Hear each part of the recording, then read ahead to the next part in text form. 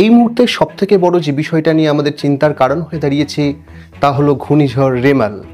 এই ঘূর্ণিঝড় রেমাল আমাদের আজকে রবিবার আজ রাত 11টা থেকে 1টার মধ্যে আছড়ে পড়তে চলেছে বাংলাদেশে।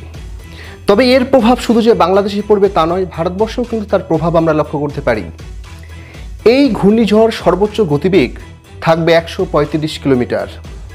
এর প্রভাবে ঝোড়ো হাওয়া, ঝড় এগুলো কিন্তু প্রভাব দেখা যাবে আমাদের ভারতবর্ষের পশ্চিমবঙ্গের উত্তর 24 পরগনা, দক্ষিণ 24 পরগনা, মেদিনীপুর এই সমস্ত জেলাগুলিতে। সেখানে প্রবল বৃষ্টিপাতের সম্ভাবনা রয়েছে। এই ঘূর্ণিঝড় থেকে বাঁচার জন্য আমাদেরকে কিন্তু অগ্রিম সতর্কতা নিতে হবে। উপকূল থেকে আমাদেরকে দ্রুত ফিরে আসতে হবে। ঘূর্ণিঝড় চলাকালীন সময়ে আমাদের কোনোভাবেই খোলা আকাশের নিচে বা গাছের নিচে আশ্রয় নেওয়া যাবে না। আমাদের নিরাপদ আশ্রয়ে থাকতে হবে। সঙ্গে আমাদের মোবাইল ফোন সেগুলোকে আগে থেকে চার্জ দিয়ে রাখতে হবে। টর্চ লাইট সঙ্গে রাখতে হবে। যেগুলো নিত্য প্রয়োজনীয় জিনিস সেগুলো কাছে রাখতে হবে। এই ঘূর্ণিঝড় থেকে চেষ্টা করতে হবে যতটা সম্ভব বিপদ আমরা এড়াতে পারি। এর জন্য মানুষকে সচেতন করতে হবে।